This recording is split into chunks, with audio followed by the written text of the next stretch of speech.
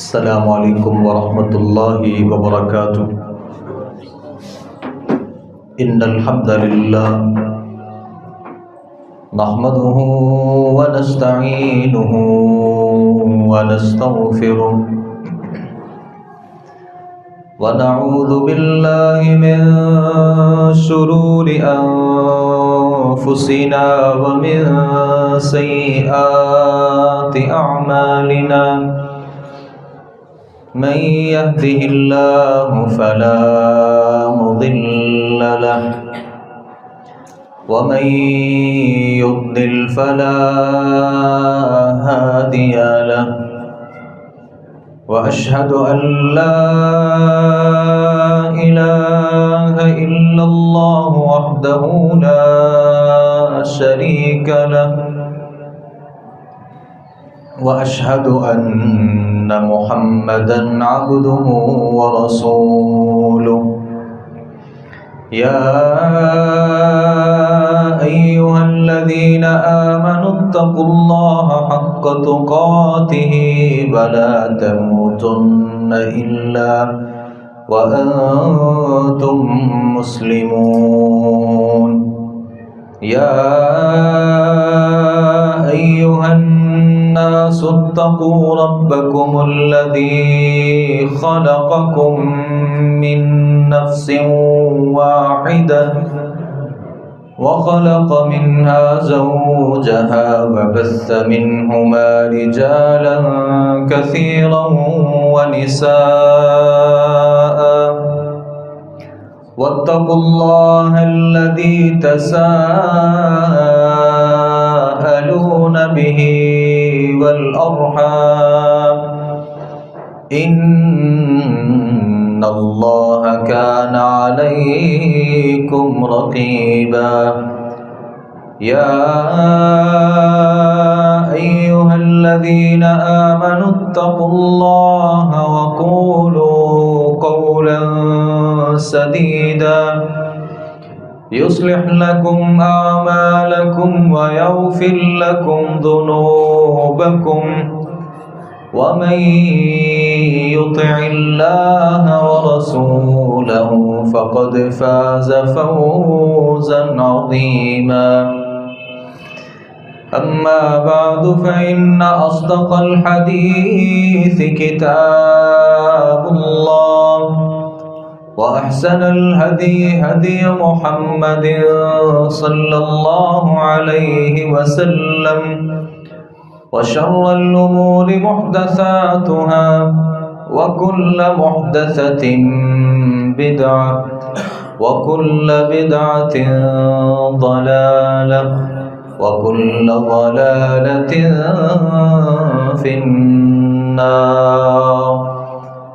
أعوذ بالله السميع العليم من الشيطان الرجيم من همزه ونفخه ونفثه. بسم الله الرحمن الرحيم. شهر رمضان الذي أنزل فيه القرآن هدى للناس وبينات من الهدى والفرقان فمن شهد منكم الشهر فليصم. तमाम किस्म की तारीफ़ात तमहीदात अल्लाह रब्बुल आलमीन की ज़ात के लिए ख़ास हैं, जिस खालिक कायनात मालिक कायनात अहकमुल हाकिमीन रब्बुल आलमीन ने हमें इंसान पैदा फरमाया। दरूद व सलाम हो नबियों के इमाम पाकबाज़ों के सरदार नबी आखिरुज़्ज़मान जनाब मुहम्मदुर रसूलुल्लाह सल्लल्लाहु अलैहि व आलिहि वसल्लम की ज़ात गिरामी पर माह रमज़ान की आमद है। दुनिया में कोई भी ऐसा मुसलमान नहीं है جس کے دل میں ماہ رمضان کی آمد پہ خوشی محبت کے جذبات نہ ہوں، بلکہ ہر مومن جو ہے وہ ماہ رمضان کی آمد کا انتظار کرتا ہے اور اللہ رب العالمین سے دعائیں کرتا ہے کہ اللہ مجھے زندگی میں ایک دفعہ پھر سے ماہ رمضان کی وہ بہاریں، وہ نعمتیں، وہ رحمتیں، وہ برکتیں اور وہ رونقیں نصیب کریں۔ ہمارے سلف صالحین جو تھے وہ ماہ رمضان کی آمد کا ہمیشہ انتظار کرتے اور اللہ رب العالمین سے دعائیں کیا کرتے۔ معلّہ بن فضل رحمۃ اللہ علیہ کہا کرتے تھے کہ ہمارے جو سلف صالحین تھے وہ 6 مہینے پہلے اللہ سے رمضان کو پانے کی دعا کیا کرتے تھے اور پھر رمضان کو پا لیتے، اس میں اللہ کی بندگی کرتے، اللہ رب العالمین کو راضی کرنے والے اعمال کرتے اور پھر اس رمضان کو گزارتے اور رمضان کو گزارنے کے اگلے 6 مہینے اس ماہ رمضان میں کی ہوئی عبادتوں کو اللہ رب العالمین سے دعا کرتے کہ اللہ ان عبادتوں کو قبول کر لے۔ گویا ہمارے جو سلف صالحین تھے ان کے 12 مہینے ماہ رمضان کی جستجو میں لگتے تھے، 6 مہینے رمضان کی آمد کی تیاری اور پھر رمضان کو گزارنے کے بعد اگلے 6 مہینے رمضان میں کی ہوئی عبادتوں میں اللہ رب العالمین سے دعاؤں میں گزار دیتے کہ جو ہم نے رمضان میں کیا ہے اللہ اس کو تو اپنی جناب میں قبول فرما۔ ماہ رمضان قریب ہے، اللہ نے زندگی دی، صحت دی، عافیت دی، تو ہم نے اس رمضان کا استقبال کرنا ہے اور اس رمضان کی تیاری کرنی ہے۔ میں نے مناسب سمجھا کہ آج کی خطبہ جمعۃ المبارک میں اس بات کا تذکرہ کریں گے۔ میں بحیثیت ایک انسان گناہگار اور اللہ رب العالمین کے ان بندوں میں شامل جس سے شاید نیکیوں کی توقعات کم اور گناہوں کی توقعات زیادہ ہیں، میں اپنے اس ٹوٹے پھوٹے دل کے ساتھ ماہ رمضان کا استقبال کیسے کر سکتا ہوں، یا مجھے ماہ رمضان کا استقبال کس طریقے سے کرنا ہے، میں آج کے خطبہ جمعۃ المبارک میں اس بات کا تذکرہ کروں گا۔ سب سے پہلی یہ بات یاد رکھ لیجئے، اللہ جو رمضان کی صورت میں ہمارے اوپر انعام کرتا ہے، یہ ماہ رمضان ہمارے پاس مہمان بن کر کے آتا ہے اور یہ 28 29 یا 30 دن کا ہمارا جو مہمان ہوتا ہے یہ تمام کے تمام مہمانوں سے بڑا ہوتا ہے۔ میرے گھر میں جب کوئی مہمان آتا ہے تو اس مہمان کا استقبال میں کس طریقے سے کرتا ہوں، اپنے آپ سے سوال کیجئے، اپنے گھر والوں سے جا کر کے سوال کیجئے کہ اگر ہمارے گھروں میں کوئی مہمان آ جائے اس مہمان کا استقبال کس طریقے سے کیا جاتا ہے۔ میری دانست کے مطابق یہ ہے کہ سب سے پہلے اپنے گھر کی صفائی کی جاتی ہے، اپنے گھر میں جو میل کچیل جو کچرا ہوتا ہے اس کو نکالا جاتا ہے، اپنے کپڑوں کو تبدیل کیا جاتا ہے، وہ کپڑے جو میل زدہ ہوتے ہیں اور وہ لباس جو گندا ہوتا ہے اسے اتار دیا جاتا ہے اور اس لباس کو زیب تن کیا جاتا ہے جو انتہائی صاف اور شفاف ہوتا ہے۔ پھر اہتمام کیا جاتا ہے کہ جو ہمارے گھر میں مہمان آ رہا ہے اس کی پسند اور ناپسند کیا ہے، پہلے سے کال کر کے رابطہ کر کے سوال کیا جاتا ہے آپ میٹھے میں کیا کھاتے ہیں، آپ کھانا کون سا کھاتے ہیں، کون سی چیزیں آپ کو ڈاکٹر نے منع کر رکھی ہیں، آپ کی طبیعت کے لیے اور آپ کی صحت کے لیے کون سی چیزیں بہتر ہیں، پھر ان تمام چیزوں کو مہیا کیا جاتا ہے اور اپنے بچوں کو، اپنے گھر والوں کو ایک پاکیزہ ماحول کے ذریعے اپنے مہمان کا خیر مقدم کرتے ہیں۔ میرے بھائیوں، میرے گھر میں جو مہمان آتا ہے وہ بڑا چھوٹا ہوتا ہے، اللہ رمضان کی صورت میں جو مہمان کو ہمارے گھروں میں، ہماری زندگیوں میں بھیج رہا ہے، یہ مہمان بہت بڑا ہے اور اس کی عظمتیں بہت بڑی ہیں۔ جیسے میرے اور تیرے گھر میں مہمان آتا ہے اس کے استقبال کے تقاضے ہوتے ہیں۔ بھائیوں، ماہ رمضان کی آمد کے بھی اور اس کے استقبال کے بھی کوئی تقاضے ہیں۔ میں نے اور آپ نے ان تقاضوں کو بہتر کرنا ہے اور ان تقاضوں کو پورا کرنا ہے۔ اس حوالے سے سب سے پہلی بات، جب تک مجھے اپنے مہمان کی قدر و منزلت کا اندازہ نہیں ہوگا میں اس کے شایان شان اس کا استقبال نہیں کر سکوں گا۔ اگر میرے گھر میں کوئی پرائم منسٹر آ جائے اور مجھے اندازہ تک نہ ہو کہ میرے گھر میں آنے والا مہمان کون ہے تو میں اس کے شایان شان اس کا استقبال نہیں کر سکوں گا۔ اور اگر مجھے بتا دیا جائے کہ میرے گھر میں آنے والا جو مہمان ہے وہ اس ملک پاکستان یا اس ساری دنیا میں سب سے ممتاز ترین شخص ہے تو میں پھر اس کے شایان شان اپنے گھر کی تیاری کرتا ہوں۔ میں اگر نہیں سمجھتا کہ رمضان کتنی بڑی نعمت ہے اور رمضان کتنا بڑا مہمان ہے، پھر میں صحیح معنوں میں ماہ رمضان کا نہ استقبال کر سکتا ہوں، نہ ماہ رمضان سے صحیح معنوں میں فائدہ اٹھا سکتا ہوں۔ میں اس بات پہ نہیں جانا چاہتا۔ اور ماہ رمضان کیا ہے، اس کی فضیلتیں کیا ہیں، اس کی عظمتیں کیا ہیں، اللہ نے اس میں مقام اور اس کو مرتبے کیا دے رکھے ہیں،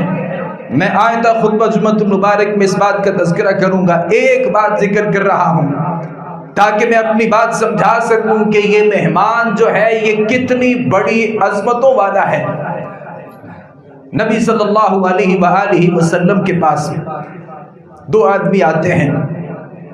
اللہ کے نبی صلی اللہ علیہ وسلم کے ہاتھ پہ بیعت کرتے ہیں، دونوں اسلام کو قبول کر لیتے ہیں اور دونوں اپنے اپنے علاقوں میں، اپنے اپنے گھروں میں چلے جاتے ہیں، اسلام کے مطابق اپنی زندگی کو گزارنا شروع کر دیتے ہیں۔ اور ان میں سے ایک آدمی میدان جہاد میں جاتا ہے، دشمن کے خلاف لڑتا ہے، تیر تلوار اٹھاتا ہے، دشمن کو کاٹتا ہے، بالآخر شہید کر دیا جاتا ہے۔ اور دوسرا جو آدمی ہے وہ میدان جہاد میں نہیں جاتا، عبادتوں میں، نفلی روزوں میں، نفلی صدقات میں، نفلی عبادتوں میں وہ بہت پیچھے ہے، اور جو عبادتوں میں بہت آگے تھا پھر وہ میدان جہاد میں گیا اور شہید کر دیا گیا۔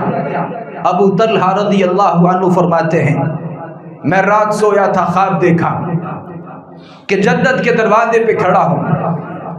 اور جنت کے دروازے کو کھٹکھٹایا جاتا ہے، دربان سوال کرتا ہے، دروازہ کھولا جاتا ہے، اور وہ آدمی جو دونوں میں سے ایک آدمی جو عبادتوں میں تھوڑا سا ہلکا تھا، جو نفلی تھوڑی نمازیں پڑھتا تھا، جو تھوڑے نفلی روزے رکھتا تھا، جو تھوڑے صدقات و خیرات کرتا تھا، اس آدمی کو جنت میں جانے کی اجازت دی جاتی ہے، اور وہ آدمی جو عبادتوں میں بہت تیز تھا پھر وہ میدان جہاد میں گیا، شہید کر دیا گیا، ابھی اس کے لیے جنت کے دروازے کو نہیں کھولا گیا اور اسے جنت میں داخلہ نہیں دیا گیا۔ اللہ کے نبی صلی اللہ علیہ وسلم سوال یہ ہے کہ وہ آدمی جو میدان جہاد میں گیا تھا، جو شہید ہو گیا، اور جو عبادتوں میں بھی زیادہ تھا، اللہ کے نبی وہ بندہ جنت میں بعد میں داخل کیا گیا، اور وہ 1 سال جو مزید زندہ رہا پھر اپنی طبی موت اس دنیا سے گیا، اللہ رب العالمین نے اس کو جنت میں پہلے کیوں داخل کر دیا؟ حدیث میں آتا ہے کہ نبی کریم صلی اللہ علیہ وآلہ وسلم نے صحابہ کرام سے کہا، کیا تم اس بات سے تعجب کر رہے ہو کہ اللہ نے ایک بندے کو جنت میں پہلے داخل کر دیا، ایک آدمی کو جنت میں بعد میں داخل کیا گیا، جبکہ اسلام لانے میں دونوں برابر تھے، اور جس کو بعد میں داخل کیا گیا وہ عبادتوں میں بھی آگے تھا، وہ میدان جہاد میں جا کر کے شہید بھی کیا گیا تھا۔ اللہ کے نبی صلی اللہ علیہ وسلم نے کہا، کیا تم اس بات سے تعجب کر رہے ہو؟ صحابہ کرام نے کہا، اللہ کے نبی تعجب کر رہے ہیں۔ تو آپ صلی اللہ علیہ وسلم نے پھر صحابہ کرام سے کیا کہا، کیا وہ آدمی 1 سال مزید زندہ نہیں رہا؟ صحابہ کرام نے کہا، رہا۔ آپ نے فرمایا، ادرک رمضان، کیا اس نے ماہ رمضان کو نہیں پایا؟ صحابہ کرام نے کہا، ہوگا جی اللہ کے نبی، اس نے ماہ رمضان کو پایا۔ پھر اللہ کے نبی صلی اللہ علیہ وسلم نے فرمایا، فصام وصلی، کیا اس نے روزے بھی رکھے، نمازیں بھی پڑھی، اور اس نے فلاں جو عبادتیں ہیں نمازیں پڑھی، 1 سال مزید زندہ رہا، اس نے رمضان کو پایا، نمازیں پڑھی، روزے رکھے؟ صحابہ کرام نے کہا، جی اللہ کے نبی ایسا تو ہوا۔ تو آپ صلی اللہ علیہ وسلم نے فرمایا، یہی وجہ ہے آسمان سے لے کے زمین تک یا زمین سے لے کے آسمان تک جو ایک فاصلہ ہے، اللہ رب العالمین نے جنت میں جانے کے بعد دونوں کے درجوں میں اس سے بھی زیادہ فاصلہ رکھا ہے۔ جو آدمی پہلے جنت میں گیا تھا، جس نے 1 رمضان اضافی پایا تھا، اور جس نے 1 رمضان اضافی نہیں پایا، اللہ نے دونوں کے درجات میں اتنا فاصلہ رکھا ہے جیسے زمین سے لے کے آسمان تک ایک فاصلہ ہوتا ہے۔ میرے بھائیو، سوال کرنا چاہتا ہوں میں اپنے آپ سے کہ میری زندگی میں کتنے رمضان آئے، یا ہماری زندگی میں کتنے رمضان آئے، اور ہم نے اپنی زندگی میں کتنے رمضان دیکھے؟ اگر ہم نے صحیح معنوں میں اس رمضان کو پایا ہوتا یا پایا ہے، تو اللہ رب العالمین نے جنت میں جو درجات رکھے ہیں نا، 1 رمضان بندے کو زمین سے لے کے آسمانوں تک لے جاتا ہے۔ یہ ماہ رمضان ہے، اور یہ اس کی فضیلت ہے، اور یہ ایک عظمت ہے، اور اللہ رب العالمین نے اس میں جو راتیں رکھی ہیں اور اس کے جو دن رکھے ہیں، پھر راتوں میں جو ایک لیلۃ القدر رکھی ہے، وہ خیر من 1000 شہر، جو 1000 مہینوں کی عبادت سے بہتر ہے۔ کیا اس ماہ رمضان کی آمد پہ ایک مومن کو کیا خوش نہیں ہونا چاہیے، اور کیا عبادتوں کے لیے پھر تیار نہیں ہونا چاہیے؟ اور اس ماہ رمضان کی صورت میں آنے والے مہمان کے لیے کیا ہمیں استقبال کے لیے تیار نہیں ہونا چاہیے؟ سب سے پہلے ماہ رمضان کی عظمت کا ادراک کیجئے کہ یہ ماہ رمضان جو ہماری زندگی میں آ رہا ہے، یہ اللہ کی نعمتوں میں سے کتنی بڑی نعمت ہے۔ اگر آپ کو اس کا ادراک ہو جائے تو دوسری گزارش ہے، رمضان کا استقبال کرنا چاہتے ہیں ان ٹوٹے پھوٹے دلوں کے ساتھ اور بہت تھوڑی عبادتوں اور ریاضتوں کے ساتھ، ہم جانتے ہیں ہم اس قابل نہیں ہیں، اللہ پھر بھی ایک نعمت ماہ رمضان کی صورت میں دے رہا ہے۔ دوسری گزارش یہ ہے، اپنے دل سے اور اپنی زبان سے اللہ رب العالمین کا اس بات پر شکریہ ادا کیجئے۔ رمضان ایک نعمت ہے، اور اللہ کی نعمتوں پہ شکر ادا کرنا چاہیے، اور اللہ رب العالمین نے اس بات کا قرآن مجید میں تذکرہ کیا ہے، نعمتوں پہ شکر ادا کرو گے اللہ تمہیں اور دے گا، اور اگر ناشکری کرو گے اللہ رب العالمین آپ سے ان نعمتوں کو سلب کر لے گا۔ میرے بھائیوں، اللہ نے چونکہ زندگی دے رکھی ہے، اور یہ جب تک سانسیں چل رہی ہیں، اس وقت کا صحیح معنوں میں نہ ہمیں ادراک ہو سکا ہے، اور نہ صحیح معنوں میں ہم نے اس کو اپنے فائدے میں رکھا ہے۔ آپ تصور کیجئے کہ یہ رمضان جو اللہ ہمیں دینے جا رہا ہے، اگر اللہ نے زندگی صحت اور عافیت سلامتی کے ساتھ رکھا، کتنے لوگ ایسے ہیں جو ماہ رمضان کی اس نعمت سے محروم کر دیے گئے۔ آج کتنے لوگ اس دنیا سے چلے جائیں گے، اور آج سے لے کے رمضان تلک ہمارے قریبی لوگوں میں سے، ہمارے تعلق دار لوگوں میں سے، ہمارے رشتہ داروں میں سے اللہ اس بات کو بہتر جانتا ہے کس کو اللہ نے یہ ماہ رمضان دینا ہے اور کس کو ماہ رمضان نہیں دینا۔ اللہ سے اس نعمت پر شکریہ ادا کیجئے، کیونکہ رمضان ایک بہت بڑی نعمت ہے۔ اس نعمت پہ اللہ سے جس قدر ہو سکتا ہے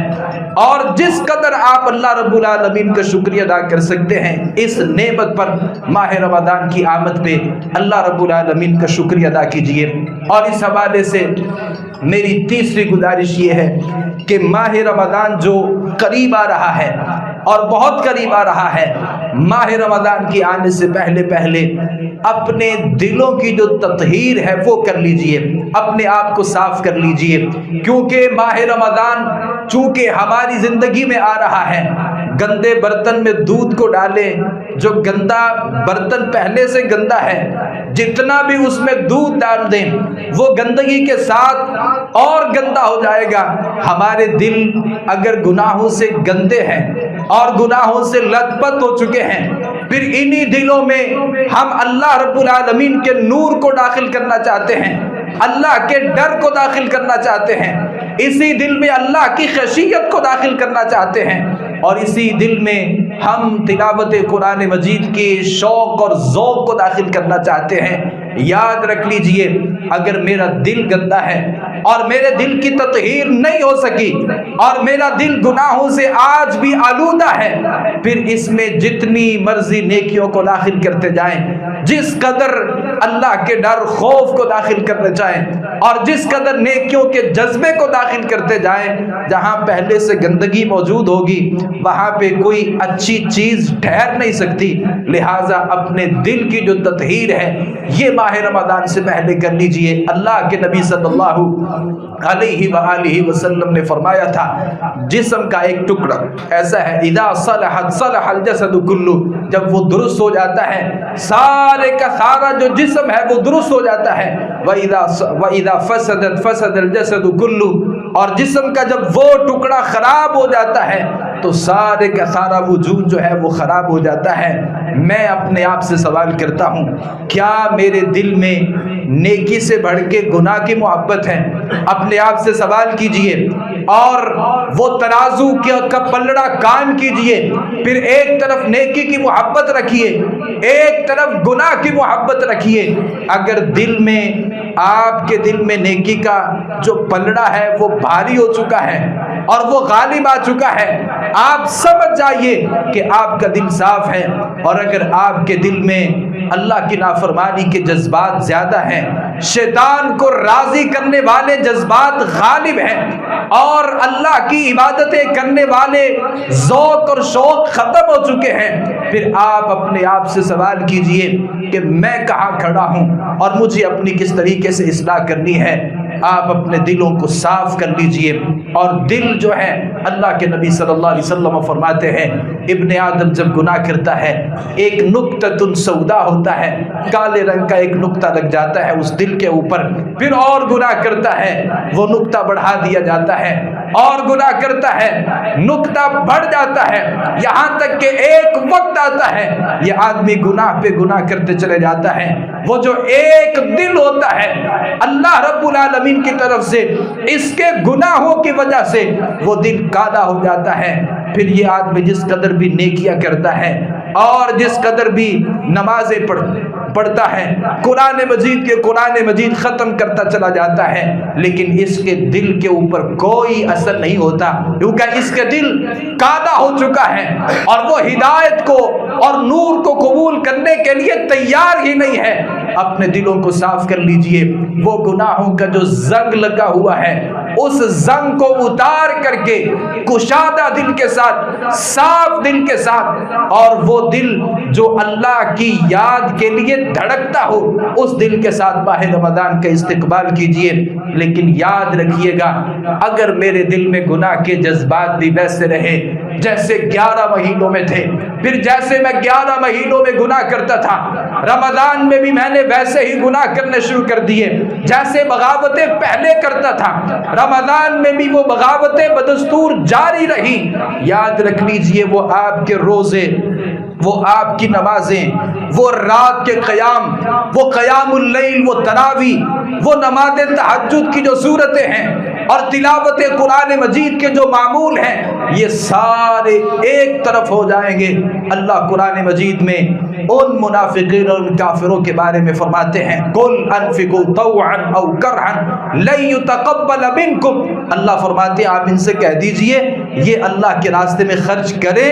یا اللہ کے راستے میں خرچ نہیں کریں، اللہ رب العالمین ان سے قبول نہیں کرے گا۔ وجہ کیا ہے؟ یہ تو گناہگار لوگ ہیں، کیونکہ گناہگار جو بندہ ہوتا ہے اور گناہوں پہ جو اصرار کرنے والا بندہ ہوتا ہے اللہ رب العالمین اس سے نیکیوں کو قبول نہیں کرتے۔ تو آپ اپنے دلوں سے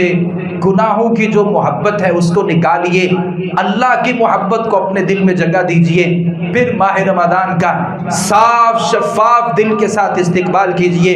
یہ ماہ رمضان آپ کی زندگی کے لیے بہار ہوگا، اور یہ ماہ رمضان آپ کی زندگیوں کو تبدیل کرنے کے لیے کافی ہوگا، اور یہ رمضان یہ زمین کی گہرائیوں سے لے کے آسمان کی بلندیوں تلک یہ رمضان آپ کو لے جا سکتا ہے۔ تو اپنے دلوں کو صاف کیجئے اور اپنے دلوں سے گناہوں کی جو محبتیں ہیں اس کو نکال دیجئے، اور جیسے ہی ماہ رمضان قریب آتا ہے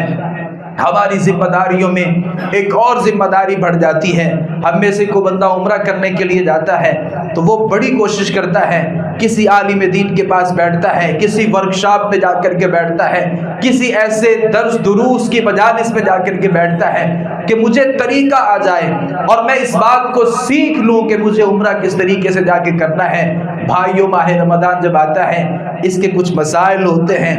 اور اس کے کچھ آداب ہوتے ہیں، ان آداب کو سیکھنے کی ضرورت ہے۔ ہم میں سے بہت سے ایسے لوگ ہیں جو ماہ رمضان کے مسائل سے ناواقف ہیں، جنہیں نہیں پتا کہ سحری کے آداب کیا ہیں،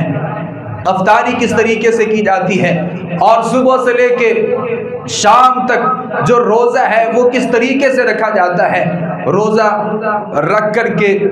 ہمیں کون سے کام کرنے ہیں، کن کاموں سے بچنا ہے، یہ جو بہت سارے مسائل ہیں ان کو سیکھنے کی ضرورت ہے۔ اور میں ہمیشہ یہ بات کہتا ہوں ہمارے گھروں میں ایک لائبریری ہونی چاہیے، ہماری ضروریات زندگی سے متعلقہ جتنی رہنمائی ہے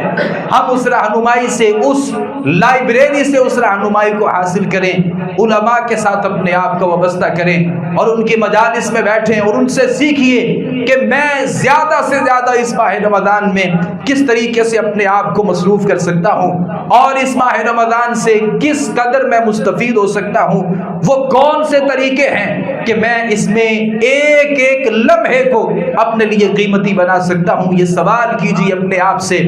اور ان مسائل کو سیکھیے جو ماہ رمضان میں ہماری زندگی کے لیے بہت ہی زیادہ اہمیت کے حامل ہو سکتے ہیں۔ پھر جیسے ہی ماہ رمضان آتا ہے مجھے اپنے آپ کو تھوڑا سا کلوز کرنے کی ضرورت ہوتی ہے۔ میں 11 مہینے خوب عبادتیں بھی کرتا ہوں اور 11 مہینے خوب کاروبار بھی کرتا ہوں، بزنس میں اپنے آپ کو بڑا مصروف رکھتا ہوں۔ کتنے ایسے لوگ ہیں جو کاروبار میں اس قدر اپنے آپ کو مشغول کیے ہوئے ہیں، اس قدر اپنے آپ کو مشغول کیے ہوئے ہیں کہ فرضی نماز پڑھنے کا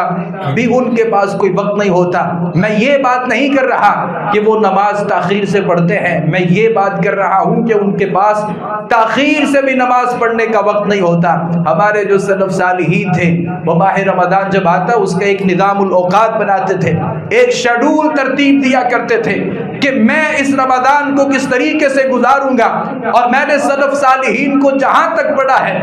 اور میں نے ان کی زندگی کا جس قدر مطالعہ کیا ہے، مجھے یہ بات ملی ہے کہ ہمارے سلف صالحین جو تھے وہ ماہ رمضان میں ساری ساری چیزوں کو ایک طرف کر کے اپنا جو تعلق ہے وہ قرآن مجید کے ساتھ جوڑ لیا کرتے تھے۔ امام زہری رحمۃ اللہ علیہ کے بارے میں آتا ہے جیسے ہی ماہ رمضان آتا وہ لوگوں سے اعلان کر دیتے اور وہ اپنے درس حدیث کو منقطع کر دیتے۔ وہ جو ان کے پاس سینکڑوں تلامذہ پوری دنیا سے ان کے پاس کسب فیض کے لیے سفر کر کے آیا کرتے تھے، وہ حدیث کی کتاب کو بند کر دیتے اور لوگوں سے کہتے انما ہوا قراءۃ القرآن، یہ جو مہینہ آ چکا ہے یہ قرآن مجید کی قراءت کا مہینہ ہے، وَإِطْعَامُ الطَّعَامِ، اور یہ لوگوں کو افطاریہ کروانے کا مہینہ ہے۔ ہمارے سلف صالحین اس کا ایک شیڈول مرتب کرتے تھے۔ میری بڑی مصروفیات ہیں اور میں واقعتاً بہت زیادہ مصروف ہوں، کیا میری ان مصروفیات میں کوئی ایسے اوقات اور لمحات فارغ ہوں گے جو میں اس ماہ رمضان میں اپنے آپ کو عبادتوں کے لیے جوڑ سکوں؟ سوال کیجیے اپنے آپ سے اور اپنا شیڈول بنائیے۔ کاروبار کا یہ شیڈول ہے، اتنی دیر تک میں کاروبار کروں گا، پھر اس شیڈول میں ایسا شیڈول مرتب کیجیے۔ میں ہمیشہ یہ بات کہتا ہوں، ہر سال اس بات کا تذکرہ کرتا ہوں کہ کم از کم ایک دفعہ قرآن مجید کو پڑھنے کا جو ایک شیڈول ہے وہ میری زندگی میں ہونا چاہیے۔ میں اس بات کی طرف نہیں جا رہا کہ ہمارے جو سلف صالحین تھے، میں ایسی مثالیں آپ کے سامنے رکھ سکتا ہوں، روزانہ ایک قرآن مجید پڑھنے والے لوگ تھے۔ ماہ رمضان میں ایک دن میں ایک پورا قرآن پڑھنے والے لوگ بھی سلف صالحین سے آپ کو مل جائیں گے۔ کوئی ایسے سلف صالحین تھے ایک رات میں پورا قرآن پڑھ لیا کرتے تھے ماہ رمضان میں، کوئی 2 دنوں میں قرآن کی تکمیل کر رہا ہے، کوئی 3 دنوں میں جا کر کے قرآن مجید کو پڑھ رہا ہے، اور کوئی ہر 7ویں دن ایک قرآن مجید کی تکمیل کیا کرتا تھا۔ اور بڑے بڑے لوگ جو ہیں وہ اپنے کاروبار کو چھوڑ دیتے تھے، اپنے گھر والوں کے لیے جو ٹائم تھے اس کو محدود کر دیا کرتے تھے، بلکہ اپنے آپ کو عبادتوں کے لیے اللہ رب العالمین کو راضی کرنے کے لیے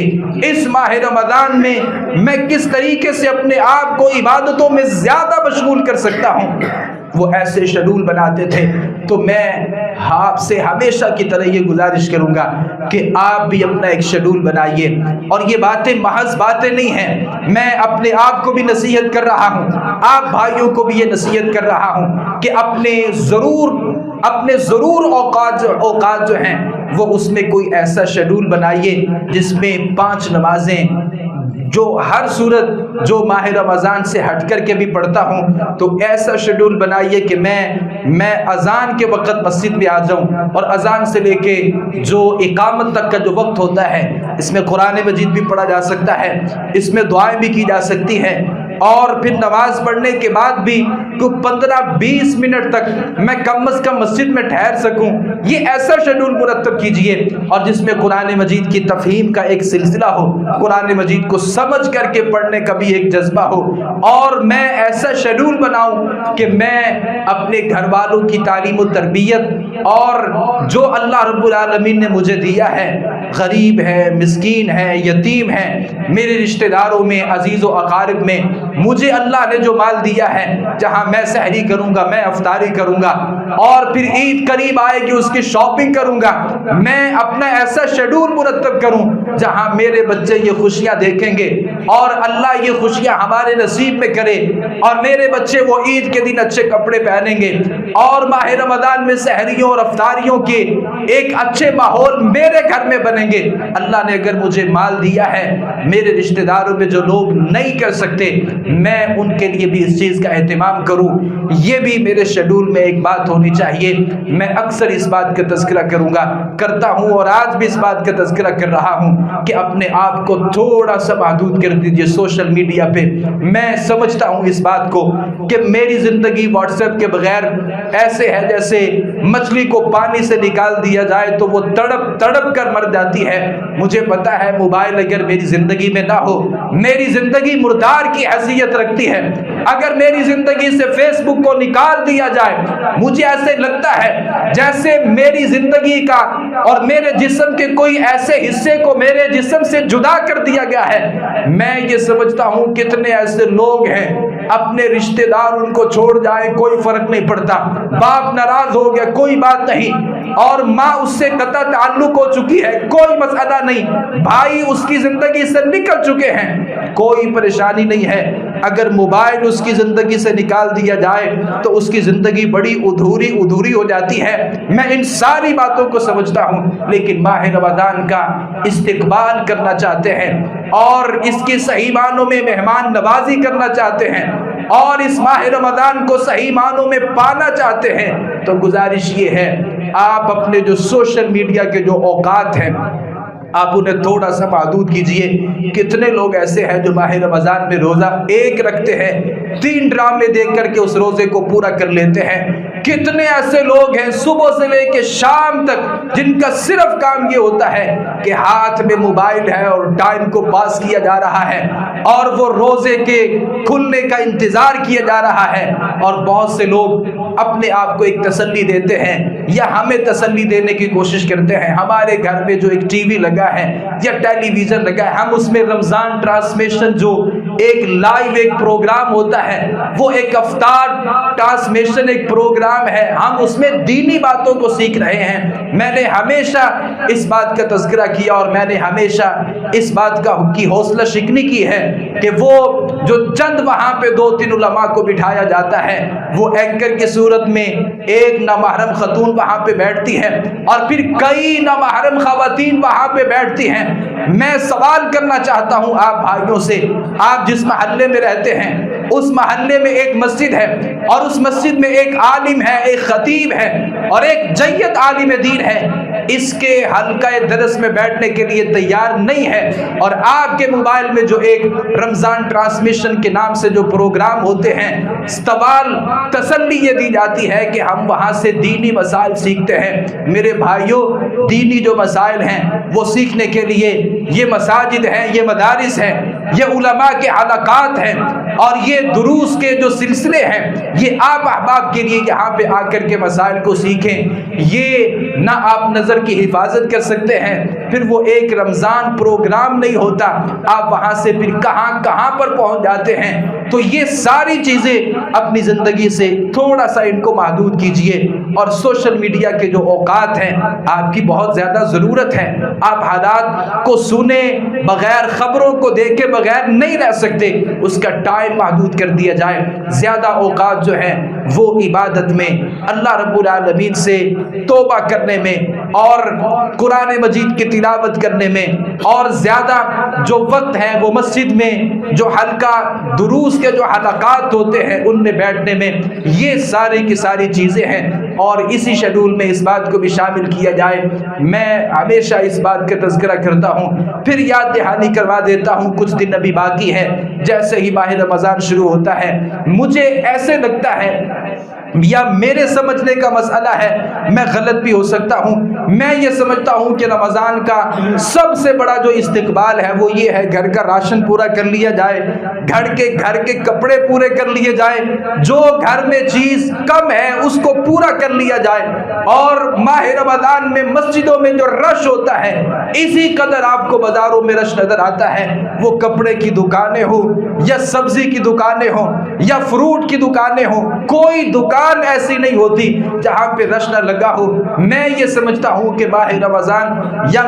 میرے سمجھنے کا مسئلہ یہ ہے کہ مجھے ایسے لگتا ہے کہ لوگوں نے ماہ رمضان کے استقبال کے لیے جو ساری چیزوں سے بڑھ کے ضروری چیز ہے وہ شاپنگ کو رکھ لیا ہے۔ اگر آپ شاپنگ کرنا ہی چاہتے ہیں تو یہ رمضان سے پہلے ابھی کچھ دن باقی ہیں، عید کی شاپنگ کرنا چاہتے ہیں ابھی سے کر لیجئے، رمضان کی کوئی تیاری کرنا چاہتے ہیں وہ ابھی سے کر لیجئے۔ اللہ کے نبی صلی اللہ علیہ وآلہ وسلم نے فرمایا اس زمین پہ جو اللہ کے نزدیک سب سے ناپسندیدہ جگہ ہے وہ بازار ہے،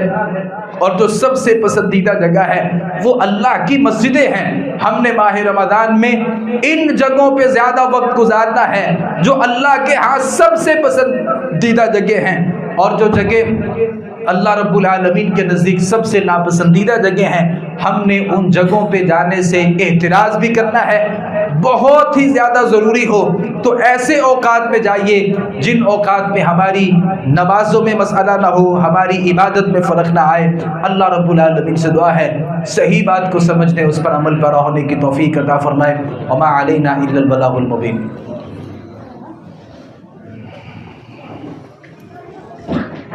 إن الحمد لله نحمده ونستعينه ونستغفره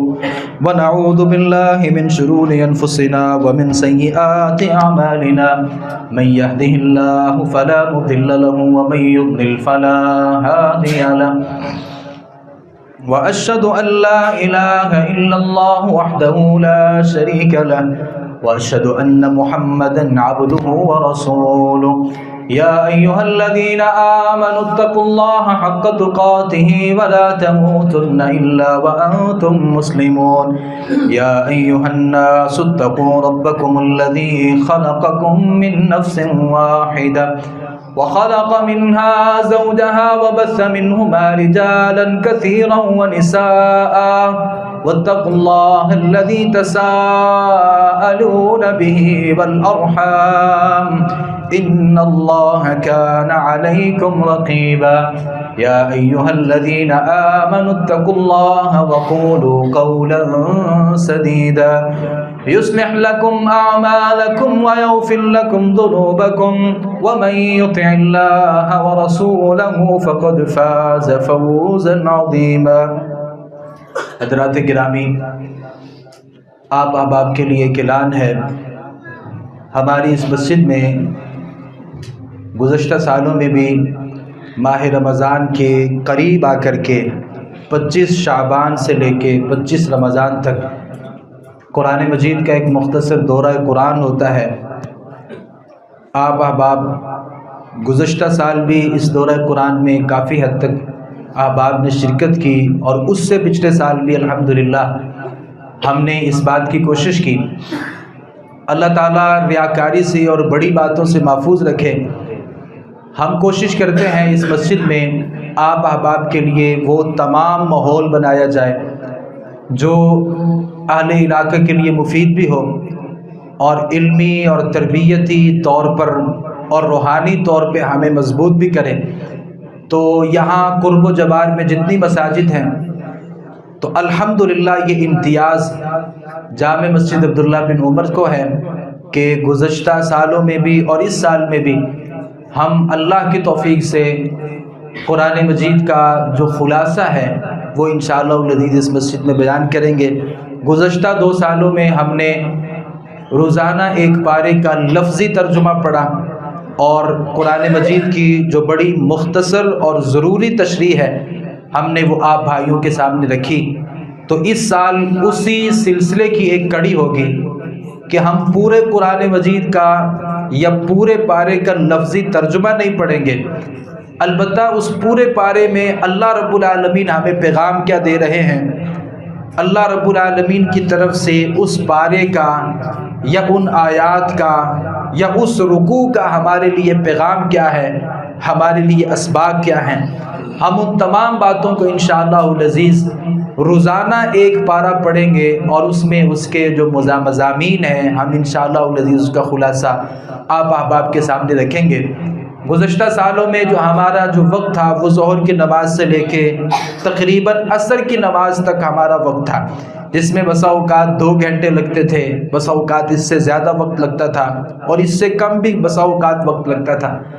ابھی جو خلاصہ تفسیر قرآن ہے یہ بھی ظہر کی نماز کے بعد انشاءاللہ اس کا آغاز ہوگا، اور یہ تقریباً اس کا جو دورانیہ ہے وہ 45 سے 50 منٹ بھی ہو سکتے ہیں، 1 گھنٹہ بھی ہو سکتا ہے. تو آپ تمام بھائیوں سے میں گزارش کروں گا کہ آپ نے اس میں ضرور شرکت کرنی ہے. یہ آج 24 شعبان ہے اور کل 25 شعبان ہے، تو کل سے انشاءاللہ العزیز ہمارا یہ دورہ خلاصہ مضامین جو ہے یہ انشاءاللہ العزیز اس کا آغاز ہو رہا ہے. تو یہ 25 شعبان 25 رمضان مبارک تک انشاءاللہ العزیز ہم پورے قرآن مجید کے جو مضامین ہیں انشاءاللہ العزیز ہم اس کو پڑھ سکیں گے. تو میں آپ تمام بھائیوں سے گزارش کرتا ہوں کہ ہماری جو بہت ساری مصروفیات ہیں میں انکار نہیں کر رہا، آپ واقعتاً بہت زیادہ مصروف ہیں، انہی مصروفیات میں اور اسی مصروفیت میں ایک مصروفیت یہ بھی شامل کر لیں کہ یہ جو ماہ رمضان ہے نا، جس کا سب سے بڑا پیغام قرآن ہے، رمضان کا سب سے بڑا پیغام جو ہے وہ قرآن ہے۔ اور میں نے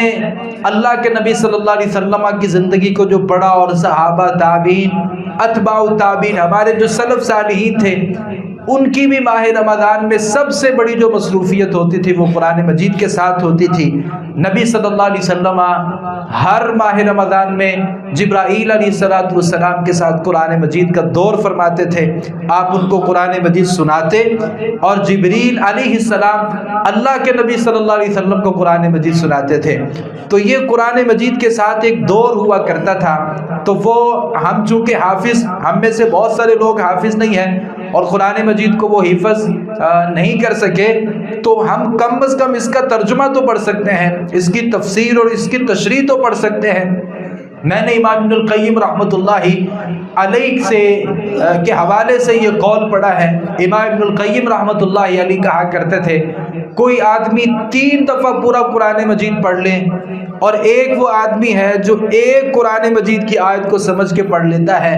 تو مقام اور مرتبے میں وہ آدمی بڑا ہو جاتا ہے جو قرآن مجید کی ایک آیت کو کم از کم سمجھ لیتا ہے۔ تو ہم نے قرآن مجید کو سمجھنا ہے اللہ کی توفیق سے۔ ہماری مائیں اور بہنیں بھی یہاں پہ موجود ہیں، میں ان سے بھی گزارش کروں گا کہ آپ اپنے قیمتی اوقات میں یہ ضرور وقت نکالیں، ظہر کی نماز اسی مسجد میں آ کر کے ادا کریں، اور ظہر کی نماز کے بعد ہمارا یہ انشاءاللہ العزیز دورہ جو خلاصہ مضامین قرآن ہے یہ انشاءاللہ العزیز شروع ہو جائے گا۔ تو اسی سلسلے میں اگر کوئی احباب ایسے ہیں جنہیں لگتا ہے کہ ہمارے پاس وقت نہیں ہے یا ہم مسجد میں نہیں آ سکتے، تو چونکہ ہمارا یہ آن لائن بھی ہے جس میں زوم پہ ہماری کلاس ہوتی ہے، اس ملک سے اور بیرون ممالک سے بہت سے لوگ الحمدللہ ہمارے ساتھ اس دورہ قرآن مجید میں شامل ہوتے ہیں۔ تو اگر آپ یہاں نہیں آ سکتے تو آپ اسے آن لائن بھی پڑھ سکتے ہیں، اس کے لیے آپ میرے سے رابطہ کر سکتے ہیں۔ تو روزانہ کی بنیاد پہ ایک پارہ انشاءاللہ العزیز اللہ کی توفیق سے ہم پڑھیں گے۔ آپ تمام بھائیوں نے، میں فردن اپنے ہر بھائی سے مخاطب ہوں، اور میں مکرر گزارش کر رہا ہوں اپنی ماں اور اپنی بہنوں سے کہ آپ نے بھی ضرور وقت نکالنا ہے۔ یہ ماہ رمضان جو ہے ہم یہ قرآن مجید کے نام کرنے جا رہے ہیں، اور پھر قرآن جیسے جیسے ہمیں حکم دیتا رہے گا اور جہاں جہاں ہماری رہنمائی کرتا رہے گا، ہم نے اپنی زندگی کو انشاءاللہ العزیز قرآن مجید کے مطابق ڈھالنا ہے، کیونکہ اللہ کے نبی صلی اللہ علیہ وسلم کی آمد کا مقصد بھی قرآن مجید تھا۔ یاد رکھیے گا، اللہ رب العالمین نے قرآن مجید نبی صلی اللہ علیہ وسلم پر جب نازل کیا، اور جب یہ قرآن مجید مکمل ہو گیا، تو اللہ رب العالمین نے ہمارے نبی صلی اللہ علیہ وسلم کی جو زندگی تھی نا وہ منقطع کر دی۔ جیسے ہی قرآن مجید مکمل ہوا تو اللہ کے نبی صلی اللہ علیہ وسلم اس دنیا سے تشریف لے گئے۔ علماء نے لکھا ہے کہ نبی صلی اللہ علیہ وسلم اس دنیا میں آئے ہی قرآن مجید کے لیے تھے، اور جب تک اللہ کے نبی صلی اللہ علیہ وسلم قرآن مجید آپ کے اوپر نازل ہوتا رہا،